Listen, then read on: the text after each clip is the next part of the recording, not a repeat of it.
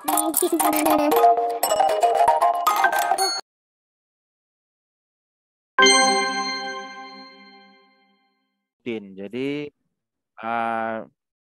selamat mengikuti workshop kepada semua yang hadir pada hari ini. Silahkan nanti dalamilah ilmu materi yang dipaparkan oleh pembicara kita, sehingga nanti kita akan punya kemampuan lah terkait masalah jurnal nasional ini. Jadi nanti ke depannya mungkin saja ya, tapi mungkin ini masih nantilah ya, mungkin nanti entah untuk yang S1 syarat untuk mengambil ijazah harus misalnya publikasi jurnal di Sinta 5 atau 6.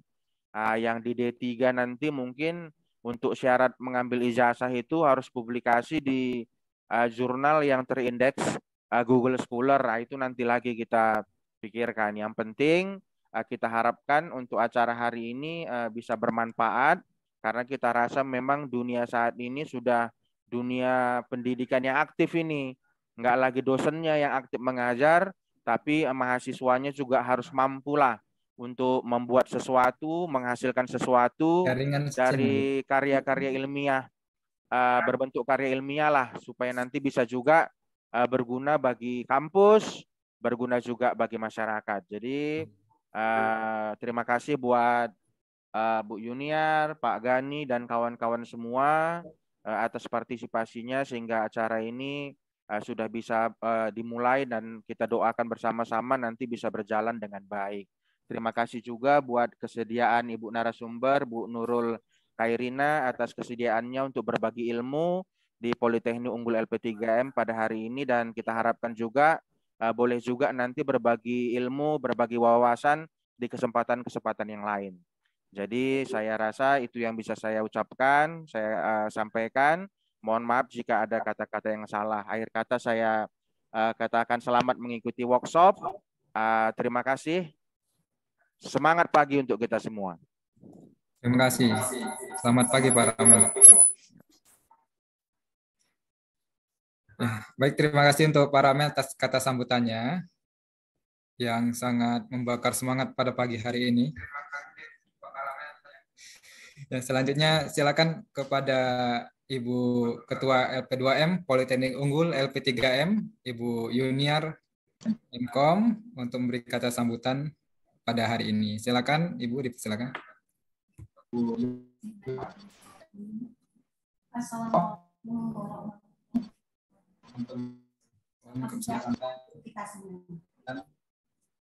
Yang saya hormati Bapak Direktur Politeknik Unggul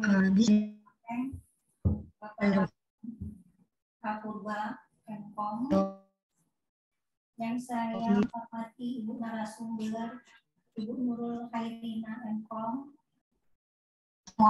yang saya hormati Bapak Ibu yang bersedia hadir, dan yang saya sayangi mahasiswa-mahasiswa yang sudah ikut bergabung di acara seminar tips membuat jurnal nasional bagi mahasiswa. Alhamdulillah hari ini kita diberi keselamatan, kesehatan, sehingga kita bisa berjumpa di sini mengikuti seminar tips membuat jurnal nasional bagi mahasiswa. Salam selalu tercurah kepada Dinda Nabi besar Muhammad SAW. Selamat Nurul Khairina Ibu hadir dan kami mahasiswa berbicara tips buat nasional Allah beri keselamatan tips buat baik yang besar juga meningkatkan ini ya salah satu penduduknya sudah ini pencarian ini tinggi sebenarnya dan juga mendorong seperti dosen wajib membuat laporan BKD, pengurusan pangkat. Tidak hanya dosen yang wajib publikasi ilmiah. Mahasiswa wajib dan membuat artikel ilmiah seperti dari buat tugas skripsi, tesis atau disertasinya yang menjadi syarat untuk kelulusan. Ini kesempatan memberikan artikel di jurnal nasional atau internasional lebar bagi mahasiswa melalui pembinaan, pelatihan, atau kolaborasi dengan dosen pembimbing, sehingga mahasiswa pun ikut andil dalam pengembangan ilmu pengetahuan. Namun masih banyak mahasiswa yang menganggap bahwa ini adalah membuat ilmu pengetahuan.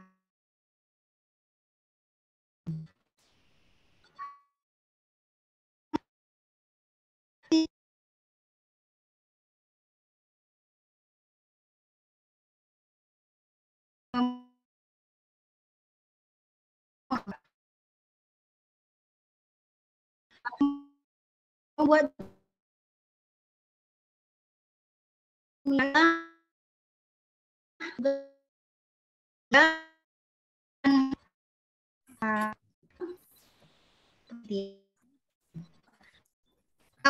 itu mungkin suara Bu Yuniar agak terganggu.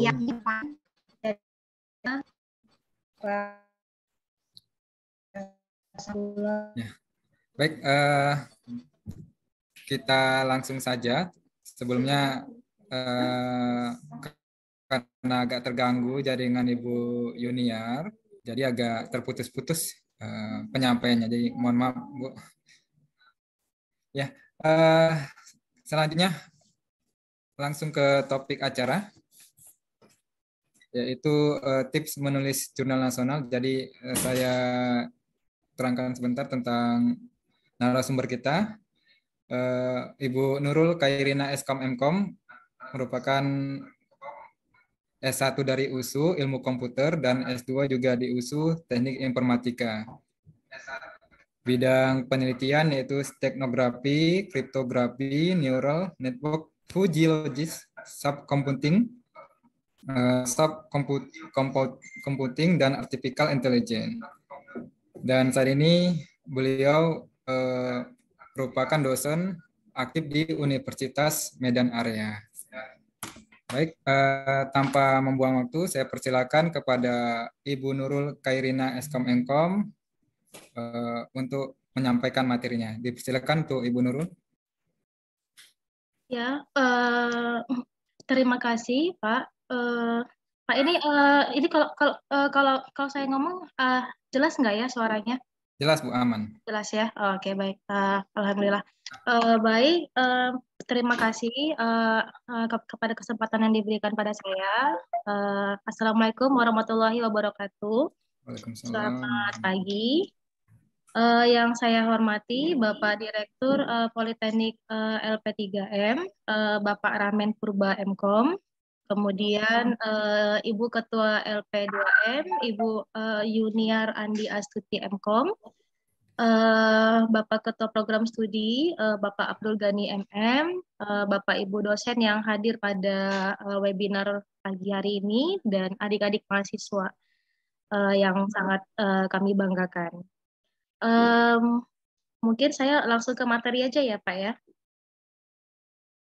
Silakan Bu. Ya, baik.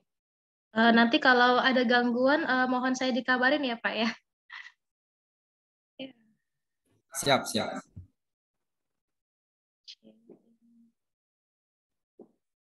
Ini udah kelihatan Pak materinya? Sudah ya? Bu, jelas, jelas. Ya. Oke, baik. Jadi sesuai dengan permintaan dari Politeknik LP3M, topik hari ini tips menulis jurnal nasional bagi mahasiswa. Nah, untuk adik-adik sekalian, ada beberapa topik yang akan kita diskusikan ya hari ini. Jadi saya sifatnya kita saling diskusi aja, kita berbagi ilmu. Mungkin adik-adik juga sudah banyak yang memahami tentang jurnal ya, mungkin dari tugas-tugas kuliah ataupun pernah mengikuti seminar nasional, internasional dan lainnya ya. Nah, jadi saya membagi beberapa topik untuk kita diskusikan hari ini. Itu yang pertama, ada publikasi jurnal, lalu kedua ada manfaat menulis jurnal, lalu ada struktur jurnal, sitasi dan referensi otomatis, parafrasa dan plagiarisme, sitasi, bagaimana cara menulis jurnal, ini nanti dari skripsi, kemudian pengetahuan atau wawasan tentang jurnal Sinta. Nah, kemudian yang terakhir nanti ada proses submit sampai publish jurnal. Nah, definisi jurnal mungkin seperti adik-adik sudah pernah belajar ya tentang jurnal. Jurnal ini kan biasanya hasil penelitian ya yang kita publish misalnya dari skripsi, kemudian dari mungkin kalau yang dosen atau dari jurnal-jurnal yang lain boleh dari tesis juga bisa. Nah ini kita publish 1 tahun misalnya 2 kali atau 3 kali berskala nasional dan internasional. Nah, jadi pada intinya hasil karya ilmiah yang kita publikasikan ya. Nah, ini namanya jurnal. Nah, kemudian ada beberapa kategori jurnal sampai saat ini ya. Jadi seperti yang kita tahu, ada jurnal nasional ber-ISSN, ada jurnal nasional terakreditasi. Ini mungkin sudah sama-sama kita pernah dengar. Ada Sinta 1, Sinta 2, Sinta 3 sampai dengan Sinta 6. Nah, lalu ada jurnal internasional bereputasi, kemudian ada proceeding ya, proceeding nasional ber-ISBN ataupun proceeding internasional. Nah, kemudian manfaat menulis jurnal sebenarnya apa ya? Jadi kalau misalnya adik-adik sudah kuliah, mungkin di semester 5 atau 6, mungkin pernah mendapatkan tugas perkuliahan dari dosennya. Nah, mungkin di akhir pertemuan ada tugas membuat jurnal dari dosen masing-masing. Nah, kemudian ada juga hasil penelitian. Misalnya adik-adik ada kerjasama atau mungkin diminta untuk masuk ke dalam satu tim penelitian dengan dosen. Nah, nanti hasil output penelitian adalah jurnal. Nah, sama seperti juga dengan pengabdian ya.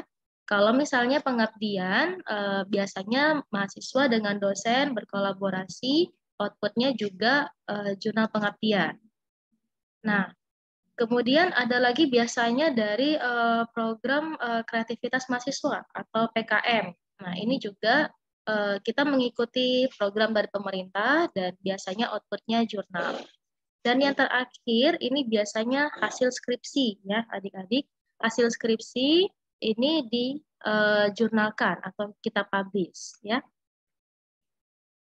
Nah, kemudian sedikit penjelasan tentang struktur jurnal ya. Jadi ada judul, ada nama penulis ya, kemudian ada abstrak, ada kata kunci, pendahuluan, studi literatur ya atau studi pustaka, metode penelitian, hasil dan pembahasan, kesimpulan dan referensi. Nah, ini sedikit penjelasan. Kalau di judul biasanya kan kalau di informatika ya, karena saya mungkin ketepatan orang informatika, jadi kita ada algoritma, ada metode biasanya. Nah, itu kita masukkan di judul kita. Nah, kemudian apa objek penelitian kita, itu juga kita masukkan. Dan juga yang terakhir biasanya kalau ada studi kasus ya, misalnya kita melakukan penelitian di rumah sakit, misalnya kita melakukan penelitian di dinas kesehatan, dinas pendidikan gitu kan, dengan metode apa, lalu apa yang diteliti. Nah, itulah pentingnya kenapa membuat judul itu harus serinci mungkin ya. Nah, kemudian nama penulis ini penelitian terlibat biasanya maksimal 5 orang. Dan biasanya ada satu sebagai corresponding autornya. Nah, jadi orang yang bertanggung jawab terhadap penelitian yang dilakukan. Kalau misalnya adik-adik membuat jurnal dari skripsi, biasanya corresponding autornya dosennya. Ya, boleh dosen pembimbing pertama, boleh dosen pembimbing kedua. Oke. Nah, kemudian ada abstrak ya. Nah, abstrak ini juga penting. Abstrak ini dia merupakan rangkuman ya dari seluruh penelitian yang dilakukan. Nah, abstrak ini biasanya terdiri dari permasalahan apa yang kita teliti, kemudian tujuan kita melakukan penelitian itu apa, metodenya, hasil, dan kesimpulan. Nah, namun abstrak ini dibatasi 150 sampai 200 kata. Ya. Kemudian untuk kata kunci ini biasanya 5 kata kunci ya yang menggambarkan penelitian. Nah, lalu kita masuk ke pendahuluan ya atau ke latar belakang biasanya. Nah, ini juga ada landasan kita melakukan penelitian itu apa, kita narasikan dalam beberapa paragraf. Lalu masalahnya juga kita kemukakan, tujuannya, metode, penelitian terdahulu ya. Penelitian terdahulu ini juga penting. Mungkin ada 3 atau 5 penelitian terdahulu yang berkaitan dengan jurnal kita. Nah, lalu yang terakhir itu yang sebaiknya ada itu keterbaharuan penelitian atau novelty ya. Kemudian ada studi literatur atau studi pustaka. Nah, ini kita mencantumkan teori-teori yang kita gunakan atau yang kita butuhkan di dalam menulis jurnal kita ya. Kemudian metode penelitian ini singkatnya bisa dipaparkan melalui narasi juga boleh, flowchart ya, atau diagram ya, atau gambar-gambar yang bisa membuat si pembaca lebih mudah untuk memahami apa tahapan penelitian yang dilakukan.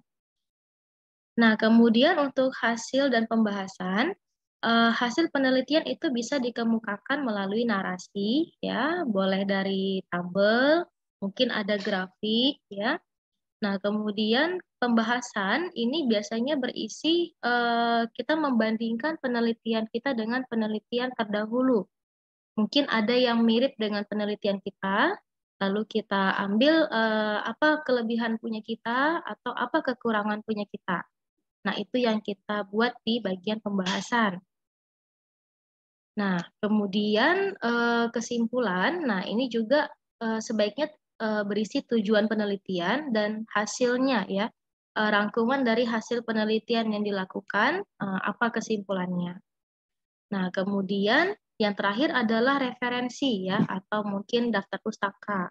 Nah, ini boleh bersumber dari buku, boleh dari jurnal, dari proceeding, skripsi, dan sebagainya.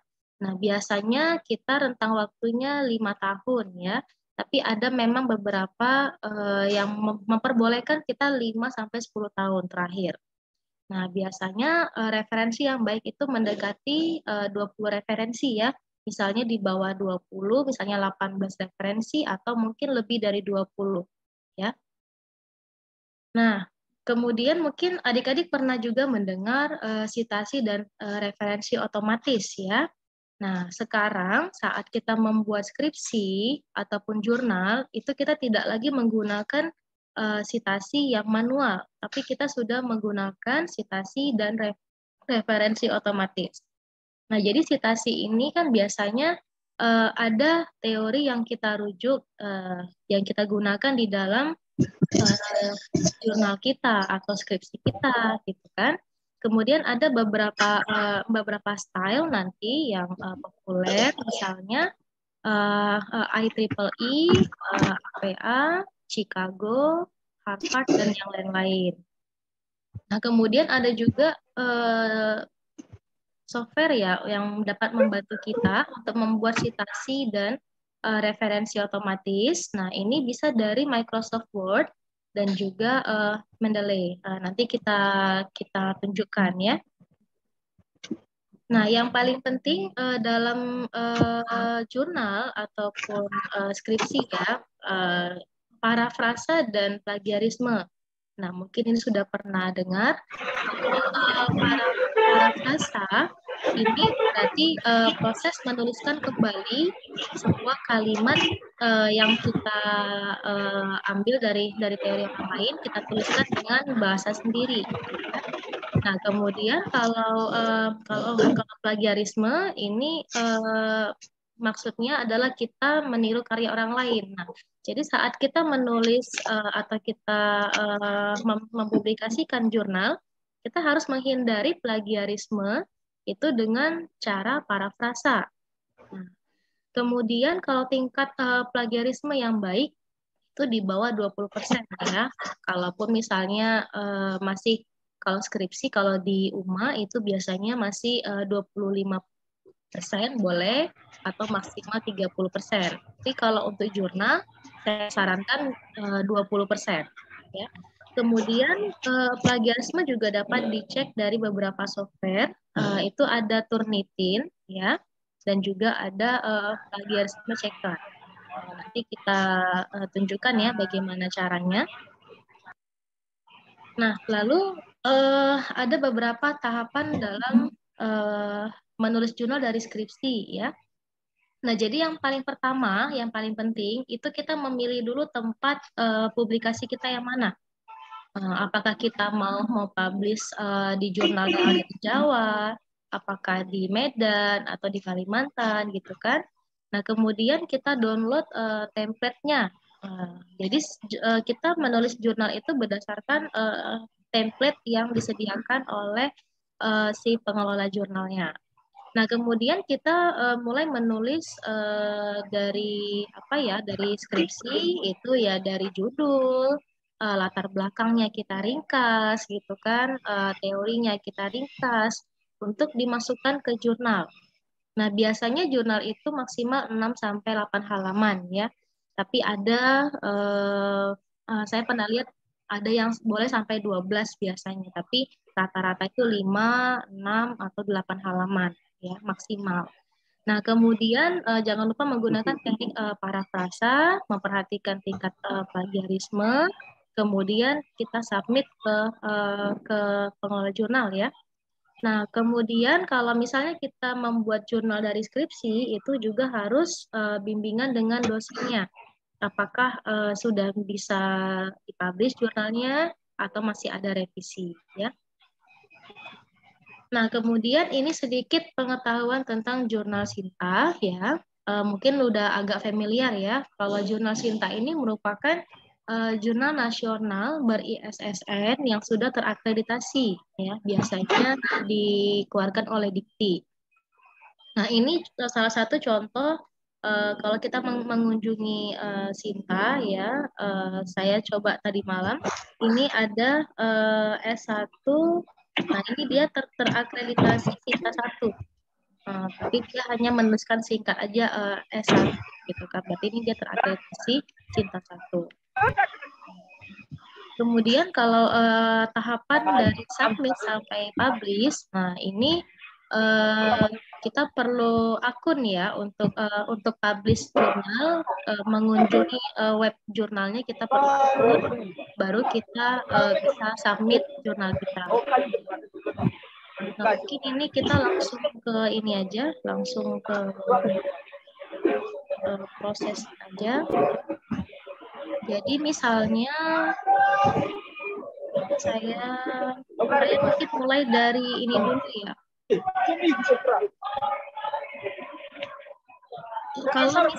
Kalau misalnya kita membuat jurnal dari skripsi ya, seperti inilah misalnya ya. Misalnya kan di skripsi itu sudah lengkap ya, ada judulnya, kemudian pastinya ada latar belakang, kemudian ini kan ada latar belakang, ada rumusan, tujuan penelitian, manfaat penelitian dan sebagainya. Nah, inilah yang kita masukkan ke jurnal semuanya, tapi secara ringkas ya. Jadi misalnya kita mau submit di salah satu, misalnya di jurnal ini. Ini Justindo ya, jurnal ini. Kalau misalnya kita mau submit, seperti yang tadi katakan, yang saya katakan, kita harus login dulu ke dalam ya. Nah, kalau memang belum ada akun, kita buat akun dulu. Tapi kalau misalnya sudah ada akun, kita tinggal klik. Nah, kalau sudah login, nah ini ada pilihan new submission. Berarti kita submit jurnal ya, gitu kan. Nah, submit jurnal. Nanti ada beberapa tahapan yang perlu diikuti. Nah, ini versi jurnal yang OJS 2 ya. Jadi kalau sekarang ada OJS 2, ada OJS 3. Nah, untuk OJS 2 ini ada beberapa tahapan seperti mengupload jurnal, lalu mengisi data ya, kemudian konfirmasi final apakah jurnalnya sudah yakin mau dipublish atau tidak gitu kan. Kalau misalnya pengisian data itu biasanya hanya diminta nama ya. Saya coba menunjukkan dulu cara submitnya, nanti baru kita masuk ke template ya.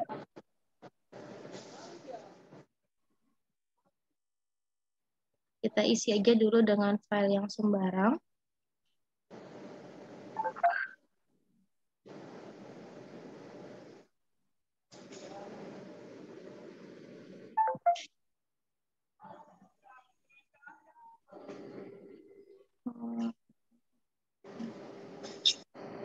Nah, ini biasanya kalau kita ingin submit jurnal ya, yang data yang diisi itu biasanya nama, kemudian ini nama depan, nama belakang, lalu ada email gitu kan, afiliasi. Ini kita bisa menambahkan penulis ya, ada berapa penulis misalnya, lalu ada abstrak, ada judul, kemudian biasanya ada ini ada keyword ya, ada keyword dia kata kunci, terakhir ada referensi. Nah, kalau semua ini diisi, nanti kita tinggal save dan continue, baru submit. Nah, proses submit jurnal hanya sesederhana itu. Jadi kalau misalnya mau submit di OJS 2 seperti ini, kalau OJS 3 dia mirip-mirip sebenarnya, cuman agak lebih ribet sedikit ya. Tapi kalau udah terbiasa di OJS 2 pasti agak mudah di OJS 3. Nah, tadi saya ada cerita template ya. Nah, template itu apa? Misalnya kita mau submit di sini ya, di IT, ini jurnal informatika. Kalau adik-adik scroll, ini ada biasanya tertulis artikel template. Nah, ini kan template yang digunakan untuk publish jurnal ya. Kalau misalnya kita klik, nanti kita download. Nah, biasanya dia tampilannya seperti ini. Dia bisa dalam Word ya biasanya. Kalau dalam Word, nah jadi kita tinggal mengisi aja judul dari skripsi tadi, kita pindahkan kemari. Kemudian nama penulisnya, ini biasanya nama penulis pertama itu mahasiswa ya. Karena memang kita membuat jurnal dari skripsi. Nah, mahasiswa nama pertama. Nah, lalu nama kedua biasanya kalau dosen pembimbing satu ada, nah ini dimasukkan ke pembimbing satu namanya, pembimbing duanya siapa, nah tinggal dimasukkan. Lalu ada prodi biasanya ya, biasanya prodi informatika atau manajemen, nah silakan diisi. Nah, ini yang tadi ada corresponding email. Nah, ini biasanya dosen pembimbing satu ya kalau deskripsinya. Atau misalnya kalau misalnya memang mau masukkan dosen pembimbing dua itu juga boleh. Tinggal silakan berkomunikasi saja dengan dosen-dosennya. Nah, lalu abstrak ya, abstrak. Nah, abstrak di sini ini kan seperti yang tadi kita jelaskan 150 sampai 200 kata ya. Misalnya contohnya di skripsi ini. Biasanya di sini sorry, saya coba cari skripsi yang lain aja ya. Kurang pas.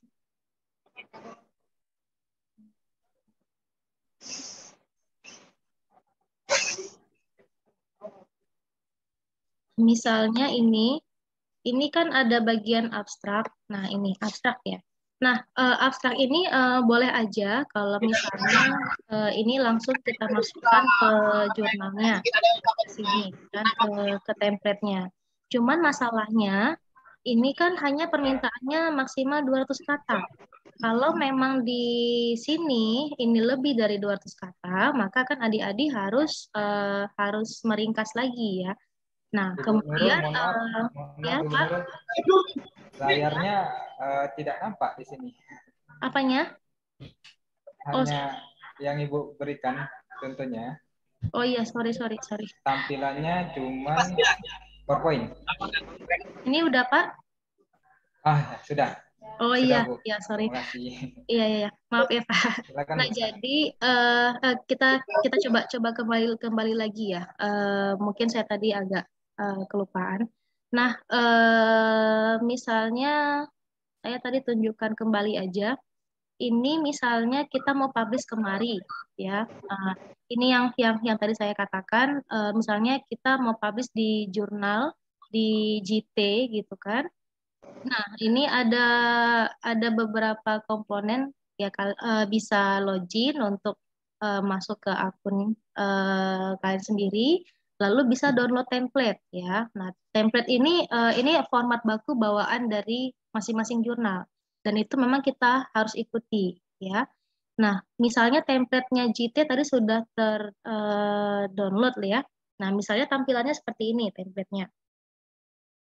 Nah, judul skripsi itu bisa dimasukkan langsung ke judul jurnal, ya.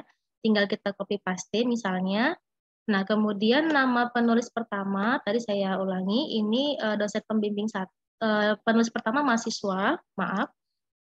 Penulis kedua ini biasanya diikuti dengan dosen pembimbing 1, ataupun penulis ketiganya nanti dosen pembimbing kedua. Kemudian corresponding emailnya ini boleh email dari dosen pembimbing pertama ya, karena biasanya harus ada salah satu dosen yang bertanggung jawab untuk jurnal penelitian ini. Nah, kemudian kalau di JT seperti ini ada abstrak bahasa Indonesia dan ada abstrak bahasa Inggris ya. Nah, kalau misalnya kita mau mengambil dari skripsi, misalnya di skripsi kan seperti ini ya, kan ada abstrak. Nah, kita boleh ini kita copy paste ya, tapi dengan catatan tadi maksimal 200 kata. Kalau misalnya di sini lebih dari 200 kata, maka adik-adik harus meringkasnya kembali ya. Nah, kemudian kita harus juga memperhatikan jangan sampai ada indikasi kemiripan yang terlalu mirip antara skripsi dan juga jurnal. Nah, nanti kita takutnya kenanya di tingkat plagiatnya tinggi.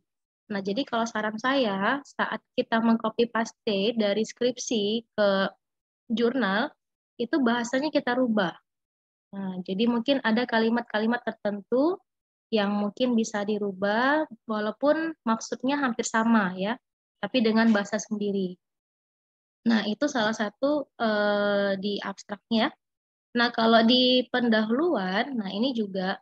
Nah, jadi yang dimasukkan dari skripsi ke jurnal itu yang inti-intinya saja. Kenapa? Karena jurnal maksimal hanya 8 halaman atau 6 halaman.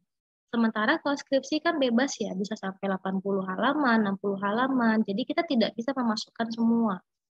Nah, begitu juga dengan studi pustaka, kemudian metodologi penelitian, gitu kan. Nah, saya coba saya coba tunjukkan jurnal dari skripsi yang sudah dibuat.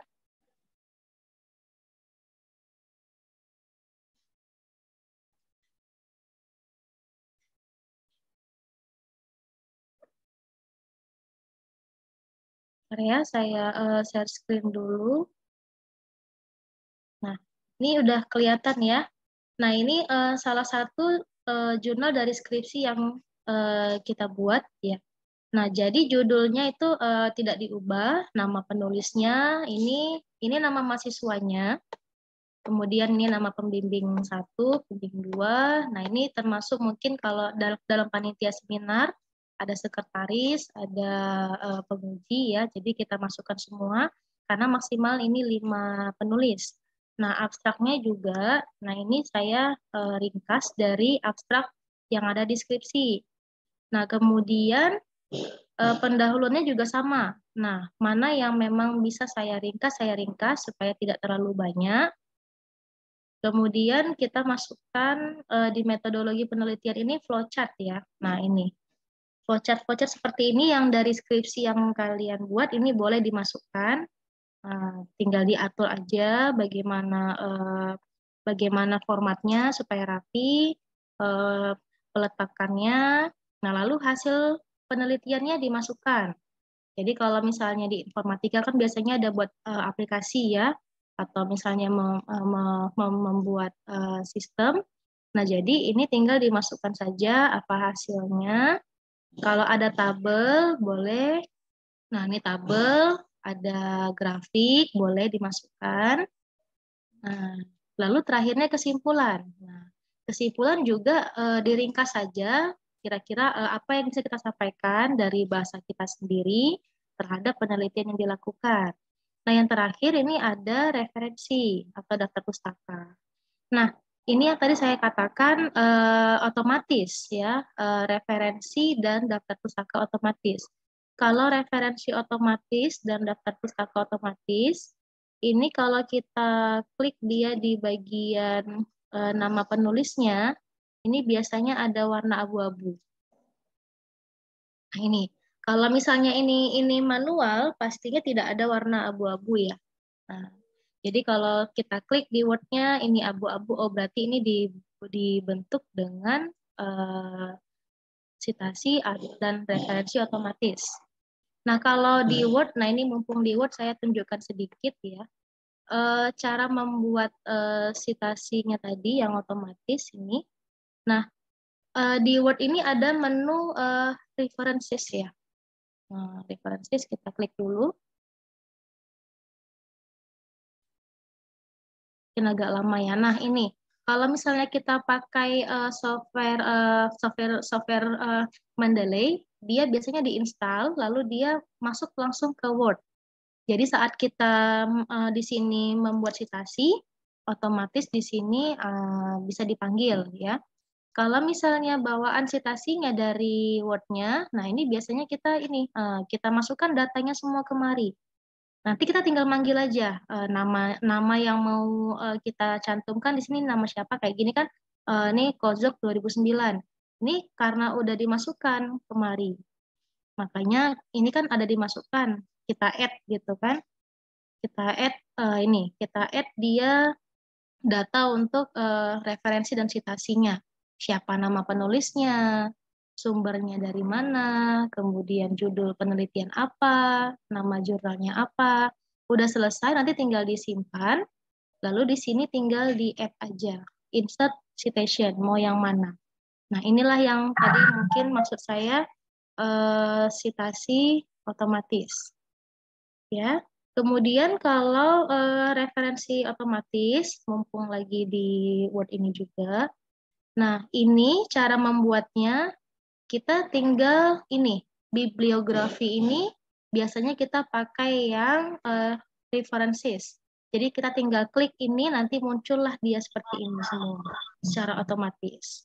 Nah, jadi adik-adik di deskripsi juga boleh menerapkan ini ya. Jadi kita jangan manual lagi, jadi udah otomatis. Ya. Nah, ini tadi bagian untuk citasi sudah. Nah, kemudian mungkin saya coba ke template tadi ya. Turnitin ataupun plagiarisme ya. Coba saya tunjukkan dulu karena juga waktunya udah agak mepet ya Pak. Kalau misalnya plagiarisme biasanya kalau kita itu ada Turnitin, tapi ini biasanya berlangganan ya. Masing-masing kampus kalau di kita, kalau di sini, saya coba dulu.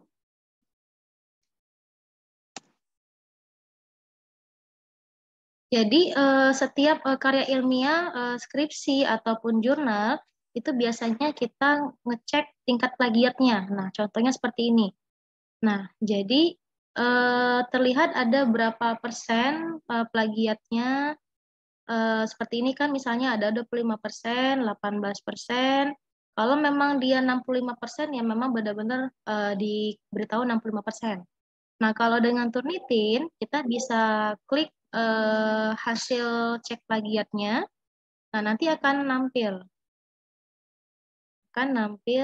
Seperti ini. 65% ini dari mana aja? Nanti kelihatan. Ya. Misalnya, seperti ini nih. Ini kan kelihatan ini. Ini berarti ini semua copy paste ya, copy paste dari sumbernya. Nah, ini yang tidak boleh.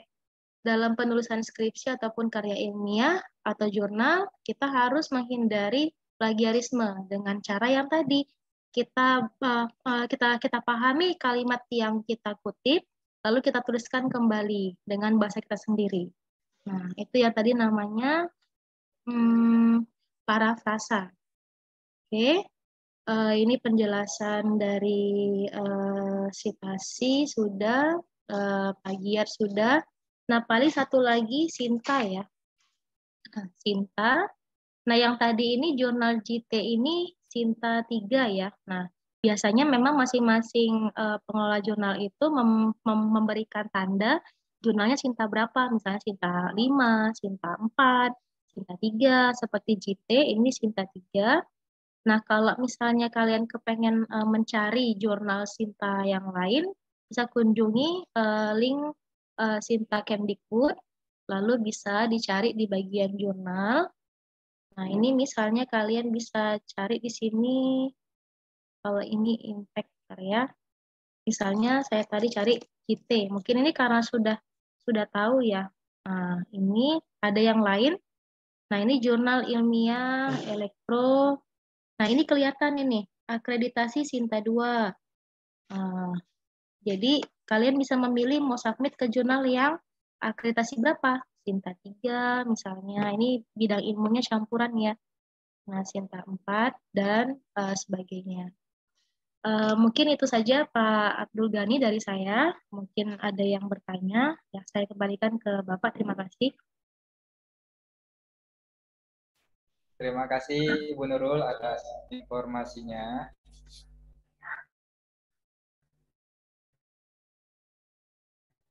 Selanjutnya sesi tanya jawab. Saya ya Bu untuk sesi tanya jawab ini.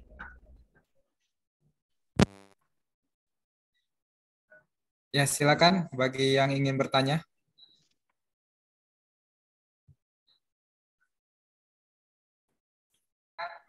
Selamat pagi Pak Gani. Ya, selamat pagi. Ya, dengan jual Sebayang Pak. Ya, silakan Pak. Ya, mau nanya itu kepanjangan Sinta itu dan definisinya boleh dijelaskan nggak ya Bu Nurul ya? Terima kasih. Ya, ini mau dijawab langsung apa gimana Pak? Kita jawab langsung lah, boleh, silakan. Oh, boleh. Nggak penasaran. Iya, baik. Jadi mungkin sekarang udah sangat booming ya Pak ya kalimat cinta itu ya atau kata cinta ya. Nah ini kalau saya kita googling ini kepanjangannya itu Science and Technology Index. Nah jadi memang Sinta ini kan punya pemerintah ya di Indonesia. Nah ini ada satu webnya sendiri ya Pak khusus Sinta ini. Udah kelihatannya. Nah, di Sinta ini banyak Pak, kita bisa mencari jurnal di sini, bisa mencari apa namanya buku yang terdaftar di Sinta. Kemudian penulis juga kita boleh cari ya Pak ya. Nah, penulis ini biasanya keluar seperti ini, ada H-index dan ada informasi-informasi tertentu. Dari mana home base-nya gitu ya, kemudian Sinta ID-nya. Nah, kalau menurut saya sebenarnya Sinta ini seperti satu seperti satu web yang berisi banyak informasi ya terkait penulis, terkait pengelola jurnal, kemudian juga ada karya-karya yang buku yang lain, dan itu memang sekarang harus terdaftar di Sinta ya Pak ya. Nah, termasuk salah satu jurnal juga harus sekarang terakreditasi Sinta. Nah, mungkin saya rasa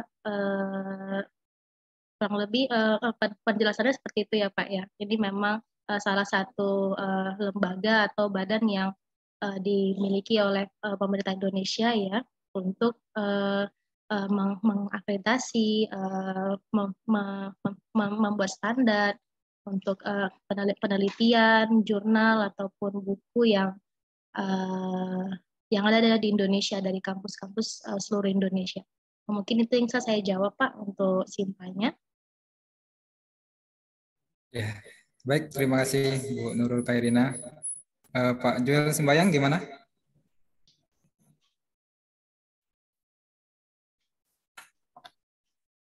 Ya, jadi memang Sinta ini merupakan publikasi dari pemerintah yang tingkatannya 1 sampai 6. Jadi seperti kata Bu Nurul, peringkat 1 itu tingkat kesulitannya lebih tinggi daripada tingkat 6. Jadi kalau kita publikasi seperti skripsi itu bisa di tingkat 6 atau 5. Bisa Bu Nurul tingkat 3 untuk skripsi. Sinta. Tingkat 3 untuk skripsi bisa Pak. Cuman memang ya memang kalau semakin tingkat 3 ini kan semakin tinggi ya. Seperti yang tadi di JT ini kan ini Sinta 3 ya. Ini kan berarti dia tingkat 3. Dia pastinya lebih ketat Pak. Misalnya dalam penulisan, kemudian hasil penelitiannya juga harus jelas. Tapi kalau misalnya hasil skripsi mahasiswa dibimbing oleh dosennya lagi untuk submit ke jurnal, saya rasa Sinta 3, Sinta 2 bisa. Tapi harus dibimbing ya Pak dengan dosennya. Kurang lebih seperti itu Pak. Ya, terima kasih Bu. Silakan, ada lagi yang ingin bertanya? Pak, lagi dong Pak. Tanya lagi Pak. Iya Pak. Nggak seru soalnya nggak ada yang nanyakin Pak. Gua aja yang nanya Pak. Ya boleh silakan. Ya, Bu Nurul, saya mau nanya nih. Iya Pak. Yang seperti Bu bilang tadi kan, yang penulis, terus dosen pembimbing. Nah, sorry maaf kata, istri saya kan dosen di Umpri ya Bu ya. Iya Pak. Jadi kan saya diskusi. Jadi kalau untuk nilai kumnya masuk ke penulisnya atau ke dosennya Bu? Kalau ini kan kalau kita biasanya cerita membuat jurnal dari skripsi mahasiswa ya Pak. Kalau memang nama penulis pertamanya ini nama mahasiswanya, kemudian nama penulis kedua dan ketiganya nama dosennya, ya dosennya tetap kumnya terhitung di penulis kedua sama penulis ketiga Pak. Gitu. Nah, karena memang ini jatuhnya jurnal mahasiswa. Tapi kalau misalnya Bapak dari jurnal mahasiswa, Bapak lakukan sedikit pengembangan atau Bapak modif gitu kan. Nah, itu Bapak boleh nama Bapak di depan penulis pertama. Nama mahasiswanya boleh penulis kedua. Nah, diikutin lagi dengan nama pembimbing keduanya. Nah, tapi kalau murni dari skripsi dijurnalkan, itu biasanya kita nama pertama ini nama mahasiswanya, nama kedua nama dosennya, dan kum dosennya itu ya tetap penulis keduanya, Pak. Nah, gitu. Kira-kira udah jelas, Pak, atau gimana?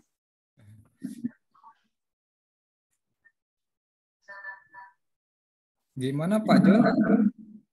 Jadi semisal gini Bu, lah ya, kalau saya kan dulunya di komputer, saat ini kan saya di ekstensi perpajakan ya. Ada karya ilmiah saya nih, ya. Nah, saya masukkan ke jurnalnya. Apakah harus di-upload atau gimana nih? Maksud saya gini, saya punya karya ilmiah yang berhubungan dengan akuntansi perpajakan. Ya. Apakah harus langsung di-upload atau terserah ke saya mau kapan itu diupload. Oh iya. Sebenarnya gini Pak, sebenarnya kan masalah kita publikasi jurnal ini kan tergantung kebutuhan kita Pak. Kalau misalnya saya yang memang dosen, karena memang kita butuh kita melaporkan BKD per semester, pastinya kita harus upload jurnal per semester paling tidak 1, kan gitu Pak. Tapi kalau misalnya Bapak di bagian pemerintahan, kalau memang tidak ada seperti aturan yang mewajibkan Bapak harus upload jurnal kapan, submit kapan, itu saya rasa ya bebas. Bapak mau kapan publish-nya, mau Bapak mau ke Sinta berapa, atau mau ke internasional, itu ya silakan. Tapi kalau dosen kan dia punya batas waktu, Pak. 1 semester itu harus publish. Jadi mau nggak mau, kita harus publish gitu kan, apapun ceritanya gitu. Nah, mungkin itu Pak, kalau yang bisa saya jelaskan.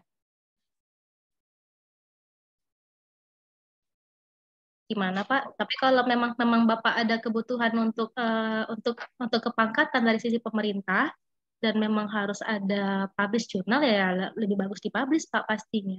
Karena kan memang Bapak butuh untuk karir Bapak gitu. Oke. Terima kasih Bu Nurul. Ya, sama-sama. Pertanyaan saya mau lanjut S2 nih Bu. Ya, semangat Pak. Ya, soalnya saya lanjut S3 saat ini. Oh iya, mantap. Oke, sukses terus Bu Nurul ya. Makasih. Ya, sama-sama Pak. Amin. Terima kasih Pak Jul. Mungkin kalau ada jurnal bisa dipublish ya saat ini atau sekarang. Karena juga kita nanti menerapkan mahasiswa itu juga harus mempublish jurnal. Ya, jadi saya tambahkan juga yang tentang nama 1 dan nama 2 untuk penulis. Mungkin itu kebijakan kampus masing-masing Bu Nurul ya. Bisa nama 1 itu penulisnya dosen, atau nama pertama itu penulis mahasiswa, ataupun dosen nggak bisa nebeng, itu tergantung dari kebijakan kampus masing-masing. Ya, jadi tapi sah-sah saja untuk dosen ikut atau dosen pembimbing ikut sebagai nama di jurnal ilmiah. Itu saya Pak Joel saya tambahkan. Terima kasih Bu Nurul. Ya, sama-sama Pak. Ya, silakan yang ingin bertanya lagi. Yang lain silakan.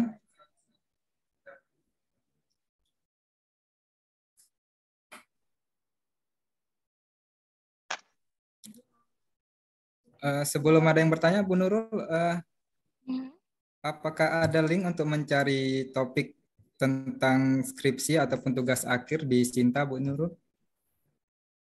Untuk informasinya. Coba saya ini dulu ya.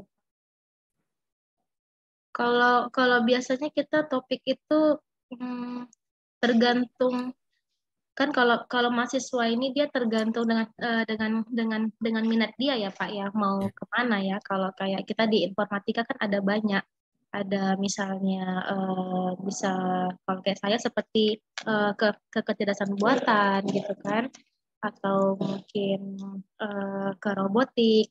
Nah, kalau misalnya untuk mahasiswa ataupun mungkin untuk kita yang dosen ya, kalau memang kita ingin mencari topik atau mungkin jurnal-jurnal yang berkaitan dengan penelitian kita, mungkin kita boleh aja lihat di Google Scholar ya. Jadi adik-adik juga udah bisa mulai melihat misalnya nih mau membahas apa untuk skripsinya gitu ya. Misalnya mencari algoritma, mungkin kalau saya ada berhubungan dengan jaringan saraf tiruan atau ini genetika gitu kan. Nah, kita bisa pilih tahun publikasi yang udah pernah dibuat oleh orang lain ya, misalnya tahun 2022. Nah, ini ada banyak judul-judul ini Pak di Google Scholar ya. Kita bisa melihat misalnya ada algoritma genetika ini berbasis website. Kemudian juga ada perancangan untuk penyelesaian penjadwalan, mata pelajaran. Nah, topik-topik ini biasanya banyak di Google Scholar karena semua jurnal itu kan hampir publish dan juga terkoneksi ke Google Scholar-nya. Nah, seperti ini misalnya pembuatan puzzle kan. Kemudian ada jenis-jenis algoritma yang lain yang udah dikombinasikan. Nah, saya rasa mencari ide atau topik itu bisa dari Google Scholar, Pak. Ya. Udah bisa dimulai dari sekarang kalau yang mau skripsi. Iya, benar. Nah, Cuman jadi bisa mencari dari Google Scholar untuk ide-ide bahan atau topik ataupun judul dari skripsi. Gitu Bu Nurul ya? tahunnya iya, cuman memang kan kita kan boleh pilih tahun ya Pak ya. Kalau yang terbaru kan pastinya itu biasanya entah 3 atau 5 tahun terakhir. Misalnya kan di Google Scholar itu bisa dipilih tahun 2022, tahun 2023 gitu kan. Apalagi ini kan udah awal tahun kan. Sudah banyak penelitian terbaru yang terbit. Nah, ini kita bisa lihat di 2023. Sudah sangat banyak, Pak.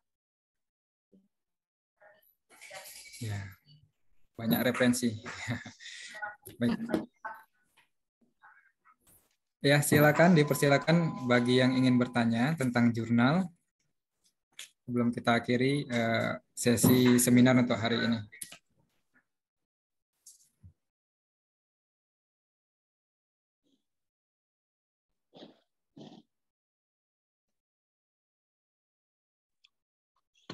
Miss, saya mau tanya. Oh, ini kan mahasiswa kalau yang Ya, melakukan. siapa? Nama saya Ini Tugu Julian. siapa nih? Tugu Sulaban, Pak. Nah, sebutkan namanya dulu. Tugu Julian Sulaban. Oh ya, silakan. Jadi gini kan, Miss, mahasiswa yang melakukan jurnal skripsi, ini apakah itu berpengaruh juga nantinya pada saat dia apalagi graduate di lapangan pekerjaan, Miss? Ada pengaruhnya gitu? Suaranya terputus-putus. Bisa diulangi? Sorry, lagi di kampung. Jadi gini, Miss, kalau ada yang mahasiswa yang melakukan jurnal skripsi, apakah itu juga akan nantinya berpengaruh pada saat dia melamar pekerjaan gitu, apalagi dia first graduate gitu, Miss? Oh iya, kalau untuk mahasiswa sebenarnya kalau kaitan jurnal ini mungkin dia hubungannya ke kampus ya, karena misalnya gini, misalnya mungkin kan udah ada beberapa kampus sekarang kalau misalnya tidak buat jurnal itu tidak bisa sidang, misalnya begitu. Misalnya kalau tidak membuat jurnal dari skripsi itu tidak bisa wisuda. Ya, biasanya mahasiswa itu hanya terbentur berdasarkan dengan kebijakan kampus. Atau kalau memang dari Dikti sudah mengeluarkan aturan bahwa mahasiswa harus publish jurnal untuk syarat tamat S1 gitu kan atau sarjana. Nah, itu memang harus dilakukan dan memang hanya terbentur dengan peraturan dikti ataupun kampus. Tapi kalau hubungan ke dunia kerja, kalau misalnya sarjana itu saya rasa sampai saat ini belum ada ya. Kalau saat melamar kerja itu paling yang ditanya itu kamu buat skripsi apa? Nah, itu mungkin bisa dijelaskan. Misalnya kamu bidang skripsi kamu apa, bidang penelitian kamu apa. Kalaupun misalnya dia mungkin bertanya masalah jurnal, ya mungkin hanya pertanyaan, pernah submit jurnal nggak misalnya, pernah publish jurnal nggak gitu kan.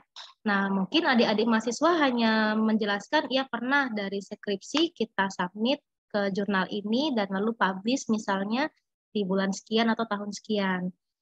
Tapi kalau misalnya yang punya pengaruh terhadap pekerjaan itu, kalau misalnya kita mahasiswanya S2 biasanya ya, kalau mau melamar menjadi dosen, nah kan baru harus ada pengalaman pernah menulis. Gitu. Kalau S1 saya rasa sejauh ini belum ada. Mungkin itu yang bisa saya jelaskan. Saya kembalikan ke Pak Gani. yang memang berpengaruh besar itu di kampus, Bu Nurul ya, apalagi saat ini kampus merdeka di mana mahasiswa itu harus aktif, tidaknya publikasi karya ilmiah. Jadi seminar hari ini diharapkan menjadi ujung tombak atau yang pertama terus untuk memulai di kampus Politeknik Unggul LP3M mahasiswa itu untuk menjurnal.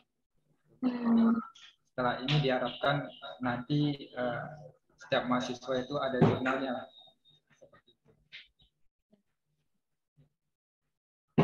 Ya, baik. Ada pertanyaan lagi untuk Ibu Bapak dosen yang hadir di sini? Apakah ada pertanyaan? Satu lagi, Pak. Miss. Ada lagi? Saya, Pak. Silakan, silakan. Miss, apakah orang awam bisa melakukan jurnal penelitian juga, Miss? Apakah orang awam juga bisa melakukan jurnal penelitian, contohnya yang di luar, contohnya instansi pendidikan atau dosen gitu, Miss? Iya, kalau maksud gimana ya? Kalau dosen itu sebenarnya bukan orang awam ya. Mungkin maksudnya orang-orang awam ini seperti apa ya? Mungkin orang yang tidak di dunia pendidikan gitu atau bagaimana? Iya, orang yang tidak di dunia pendidikan melakukan jurnal penelitian gitu, Miss. Oke. Setahu saya mungkin itu ada beberapa ya. Misalnya yang dia bekerja di misalnya dia bekerja di bidang penelitian misalnya di bawah pemerintahan itu kan ada ya. Misalnya dulu saya pernah lihat di kantor wali kota itu untuk Sumatera ada namanya Badan Riset untuk penelitian. Nah, itu kan memang dia tidak berada di bawah kampus atau tidak di bawah dikti ya, tapi memang dia badan riset. Nah, itu biasanya hasil risetnya ya dibuatkan juga ke jurnal. Nah, karena kan riset itu kan tadi penelitian riset itu kan harus kita publish. Jadi kalau setiap ada penemuan baru kan harus kita publish ya pasti akan buat jurnal. Tapi kalau di luar dari itu saya rasa mungkin belum ya. Sama mungkin kemarin saya pernah juga punya teman yang kerja di badan statistika. Nah itu kan karena mereka juga perlu mempublish jurnal yang mereka lakukan. Jadi saya rasa mungkin ada bidang-bidang yang tertentu selain dunia pendidikan, dosen, guru gitu ya. Gimana kira-kira? Terima kasih, Mbak. Oke.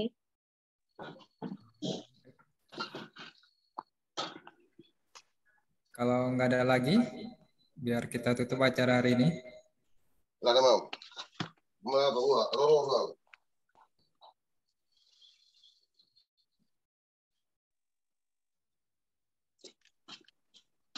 Ya, itu kudanya. Ayo, nah.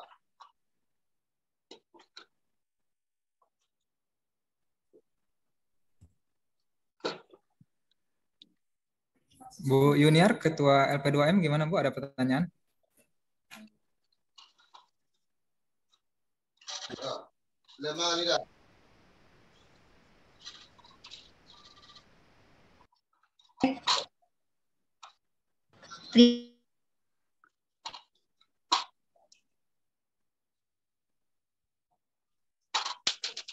Kasih.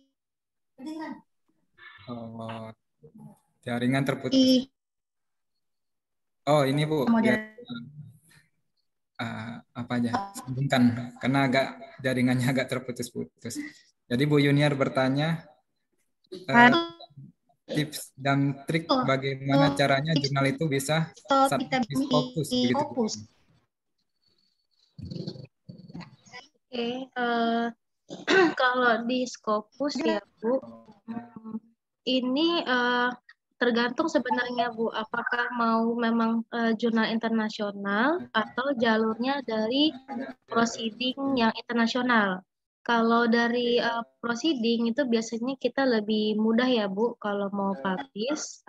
Tapi kalau dari jurnal internasional, nah ini juga ada kuartilnya juga ya. Jadi ada Q1, Q2, Q3 gitu kan. Hampir sama seperti Sinta gitu kan. Karena dia punya standar-standar tertentu. Nah, pastinya beban beban penulisannya juga lebih berat.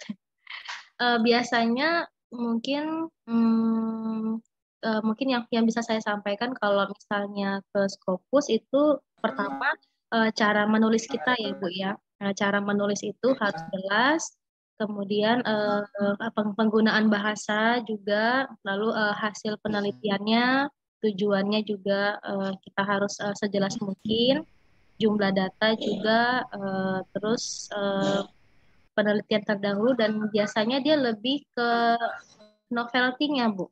Kalau untuk Scopus ya, jadi harus ada satu penemuan yang baru biasanya gitu kan, atau mungkin hasil modifikasi dari yang sebelumnya gitu. Biasanya gitu, Bu. Ya, terima kasih. Saya wakilkan ya Bu Yuniar. Terima kasih Bu Nurul atas penjelasannya. Baik, sebelum kita tutup, Pak Ramen, ada yang mau ditanya Pak Ramen? Lanjut Pak Gani, lanjut. Ya. Baik, karena tidak ada pertanyaan lagi, Bu Nurul, saya simpulkan untuk hari ini tentang tip menulis jurnal nasional bagi mahasiswa.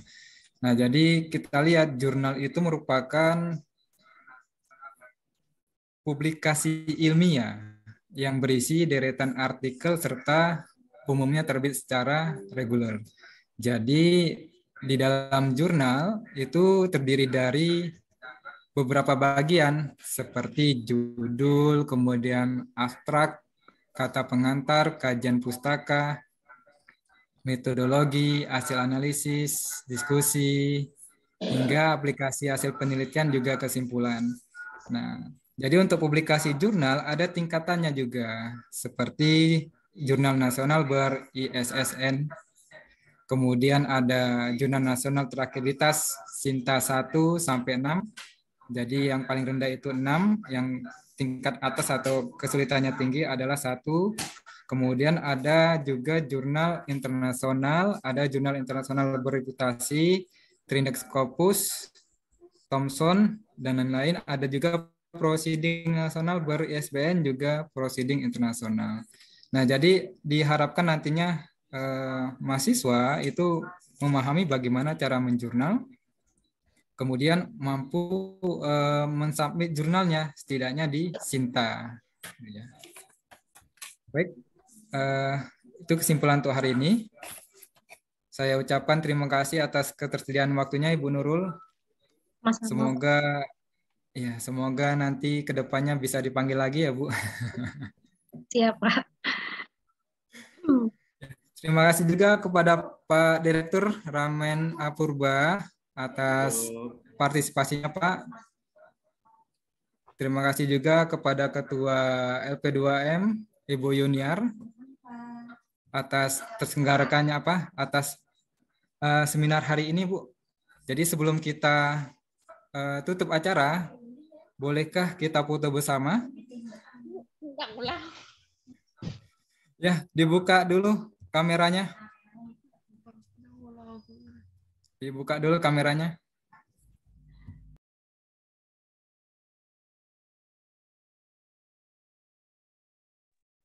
Ya. Yuk, kameranya dibuka dulu. Wajah tuh. Wajah tuh. Biar wajahnya kelihatan.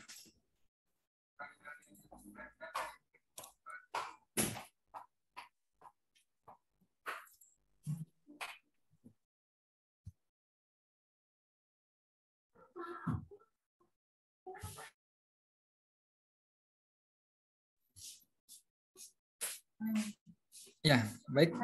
1. Agak senyum ya.